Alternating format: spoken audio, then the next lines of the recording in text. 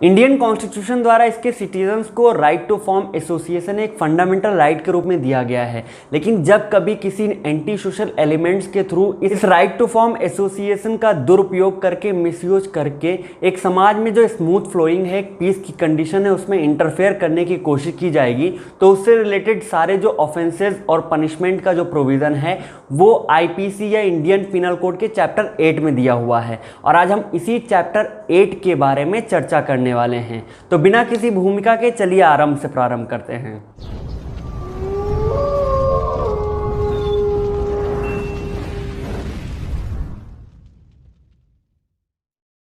आज हम चैप्टर 8 के अंतर्गत आने वाले 3 मेजर टॉपिक्स, जिनमें सबसे पहला अनलॉफुल असेंबली, दूसरा राइटिंग या बल्बा और तीसरा एफ्रे या दंगा है, उसके बारे में बात करने वाले हैं। तो सबसे पहले हम बात करते हैं अपने पहले टॉपिक जो कि अनलॉफुल असेंबली है। इसके अंतर्गत आने वाले सारे प्रोविजन सेक्शन 141 से लेके 145, 150, 152, 158 में दिए हुए हैं। सेक्शन 141 ये कहता है कि जब कभी 5 व्यक्ति मिलकर, 5 या 5 से ज़्यादा व्यक्ति मिलकर किसी कॉमन इंटेंशन के लिए इस सेक्शन में दिए गए 5 इंग्रेडिएंट्स के अंतर्गत कोई काम करेंगे या कोई प्रोसिक्यूशन करेंगे तो उसको अनलॉफुल असेंबली के नाम से जाना जाएगा। अब वो 5 जो इंग्रेडिएंट्स हैं वो इस प्रकार हैं, जिनमें सबसे पहला सेंट्रल गवर्नमेंट या स्टेट गवर्नमेंट को या फिर इसके अंतर्गत आने वाले अदर अथॉरिटीज़ जो हैं उनको अपना क्रिमिनल फोर्स या अपनी ताकत दिखाकर भय से आतंकित करना। दूसरा यह है कि किसी भी लीगल प्रोसेस के रास्ते में, उसकी राह में बाधा बनना या कोई रोड़ा डालना।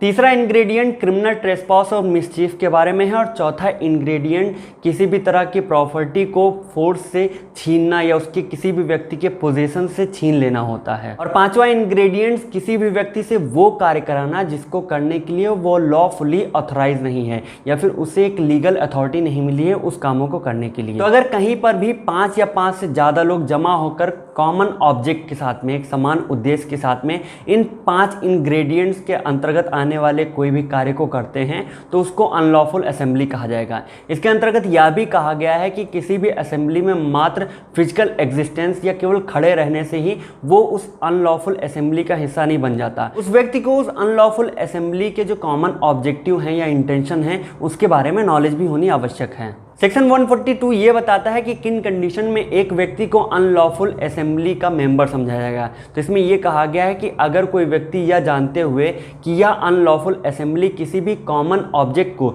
जो कि एक इलीगल एक्ट है, उसको करने के लिए इकट्ठा हुई है, ये जानकर उसमें वो खड़े रहना या उसको कंटिन्यू करना स्वीकार करता है तो वो उस अनलॉफुल असेंबली का सदस्य माना जाएगा। इसको एक एग्जाम्पल से समझते हैं कि मान लीजिए आप रास्ते से कहीं जा रहे थे, आपने देखा कहीं पर 4 या 5 से ज़्यादा लोग एक जगह पे जमा हैं, तो आप ये देखने के लिए गए कि आखिर उस जगह पे हुआ क्या है। और आप जब वहाँ पहुँचे, 5 मिनट खड़े हुए, तो आपको पता चला कि ये लोग कोई एक इलीगल एक्ट करने जा रहे हैं, साथ ही में कॉमन ऑब्जेक्ट इनका है और ये कोई एक इलीगल एक्ट करने जा रहे हैं। जैसे ये आपको बात पता चली, आप वहाँ से अगर उल्टे पैर भाग लिए तो आप उस अनलॉफुल असेंबली के मेंबर नहीं कहे जाएंगे। लेकिन अगर आपने वहाँ पे कंटिन्यू करना, आपने वहाँ पे खड़े रहना स्वीकार किया, तो अगर आप पकड़े जाते हैं तो वो आप इस ऑफेंस, इस सेक्शन के अंतर्गत आने वाले ऑफेंस के लिए लायबल होंगे। और इसके बाद आपको सेक्शन 143 में दिए गए पनिशमेंट, जो कि 6 महीने की सज़ा, फाइन या फिर दोनों ही हैं, वो इम्पोज किए जा सकते हैं आपके ऊपर। दैट मीन्स कि इन अनलॉफुल असेंबली के मेंबरशिप की वजह से जो भी ऑफेंस बनेगा उसके अंतर्गत जो पनिशमेंट दी जाएगी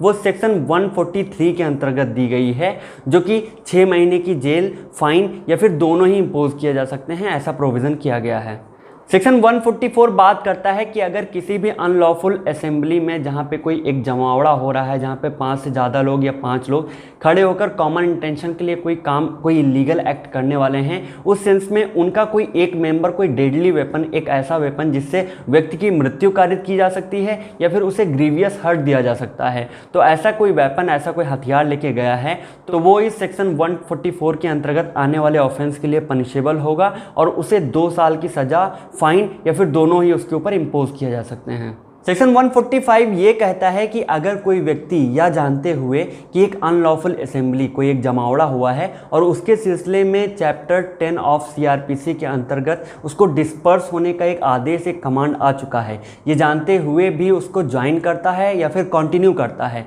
तो वो इस सिलसिले में 2 साल तक की जेल, फाइन या फिर दोनों ही उसको पनिशमेंट के तौर पर उस पर इम्पोज किए जा सकते हैं। नेक्स्ट हम आते हैं अपने अगले टॉपिक जो कि राइटिंग का या बल्बा का टॉपिक है, जो कि सेक्शन 146 में इसके बारे में ये बताया गया है कि कोई भी अनलॉफुल असेंबली जो कि 5 या 5 से ज़्यादा लोगों से मिलकर बनी है, एक कॉमन ऑब्जेक्ट के साथ साथ एक फोर्स या वायलेंस का भी यूज कर रहे हैं अपने जो भी कॉमन ऑब्जेक्ट है उसको प्रोसिक्यूट करने के लिए, उसको एग्जीक्यूट करने के लिए, तो वो इसके अंतर्गत, इस सेक्शन के अंतर्गत आने वाले इस राइटिंग या बल्बा के ऑफेंस के पनिशेबल होंगे, उसके लायबल होंगे।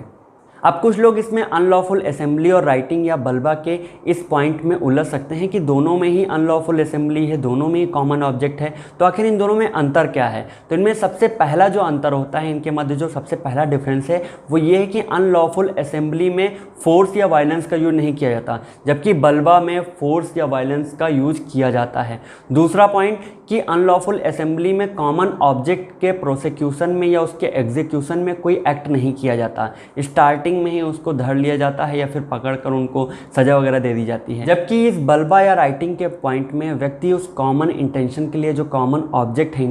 इनके फर्दरेंस में या परसुएंस में कोई एक्ट, कोई इलीगल एक्ट जरूर करता है। तो सेक्शन 147 में ये कहा गया कि अगर कोई भी व्यक्ति बल्बा या राइटिंग का लायबल पाया जाता है इसके अंतर्गत आने वाले ऑफेंस के लिए, तो उसको 2 साल तक के लिए सजा, फाइन या फिर उसके ऊपर सजा और फाइन दोनों ही इंपोज किए जा सकते हैं। सेक्शन 148 बात करता है उन प्रोविजंस के मामले में जहां पे कोई भी व्यक्ति जो कि राइटिंग का एक मेंबर है या बल्बे का मेंबर है, उसका सदस्य है, तो उस सीन में वो एक डेडली वेपन या फिर वो ऐसा हथियार लेके जाता है जिससे व्यक्ति की मृत्यु कारित की जा सकती है या फिर उसको गहरी चोट या ग्रीवियस हर्ट दिया जा सकता है। तो अगर वो लेके जाता है तो उस सिलसिले में वो सेक्शन 148 के अंतर्गत आने वाले ऑफेंस के लिए लायबल होगा और उसको 3 साल की सजा, फाइन या फिर सजा और फाइन उसके ऊपर दोनों ही इंपोज किए जा सकते हैं। नेक्स्ट हम आते हैं सेक्शन 153 पे, जहाँ पे ये कहा गया है कि अगर कोई व्यक्ति अपने भाषण, वक्तव्य या किसी स्पीच के थ्रू किसी भीड़ को जो कि अनलॉफुल असेंबली है उसको प्रोवोक करता है कोई इलीगल एक्ट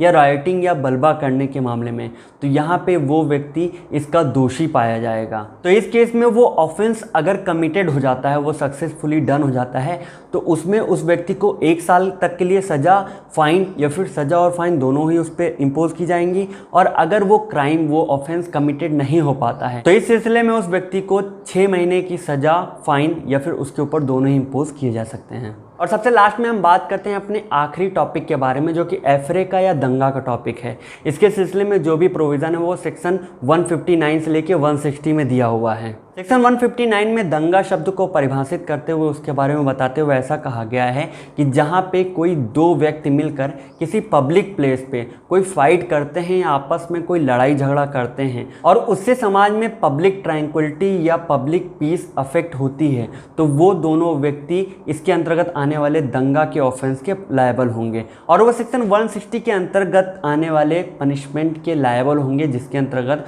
उनको 1 मंथ तक का सिंपल इम्प्रिजनमेंट या फिर 100 रुपीज़ तक का फाइन या फिर उनके ऊपर दोनों ही इम्पोज किए जा सकते हैं। आई होप कि आज आपको ये अनलॉफुल असेंबली, राइटिंग और उसके साथ साथ एफरे के मेजर प्रोविजन समझ में आए होंगे। बाकी के लॉ से रिलेटेड वीडियोज़ के लिए बने रहिए हमारे साथ। नमस्कार।